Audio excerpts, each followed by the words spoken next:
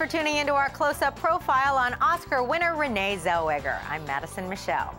After struggling for a couple of years making small indie movies, Renee became an overnight sensation thanks to her role in the romantic comedy Jerry Maguire. Her next few films failed to connect with audiences, but Friday the 13th, 2001 would prove to be very lucky for Renee. That's when her highly anticipated new film hit theaters, and it seemed everyone wanted to weigh in. I'm freezing, Rose. I'm freezing.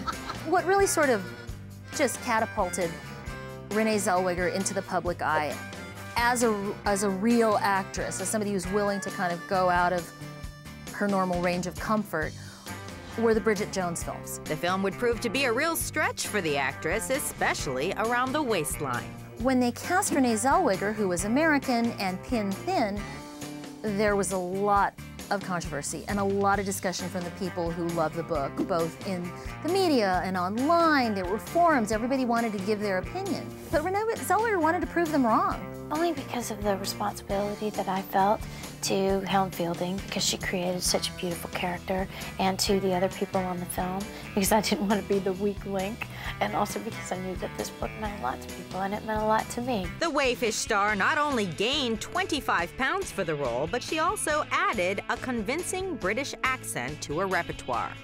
Well, we've decided to really go for that this time. One interesting fact about when Renee was prepping to do Bridget Jones is that she actually went to London and went undercover as a publishing house worker. Nobody knew that it was her because she really hadn't reached stardom by that point. I moved to England in February, and I hung out and looked around and became familiar with the language and her cultural and social references that were not familiar to me. I worked with the dialect coach, of course, every day to get that part of it down. I think of her as an English girl. I didn't know her because she was doing her English accent off the set as well as on. And I didn't know her as a Texan until the rap party, when she turned up with this weird voice. She's perfect for Bridget, and because she's got something very lovable about her and funny about her, and she could be that girl. You know. And obviously, gaining weight and perfecting an English accent paid off because she was nominated for both an Oscar and a Golden Globe. On the romantic front, the actress was reportedly dating one of the sexiest men alive. She has been rumored to have dated George Clooney, though neither of them have acknowledged that this is either true or not true. In October 2002, Renee appeared in White Oleander. Although her part was small, it was pivotal. Renee Zellweger plays a sort of foster mother who takes in the Alison Lohman character.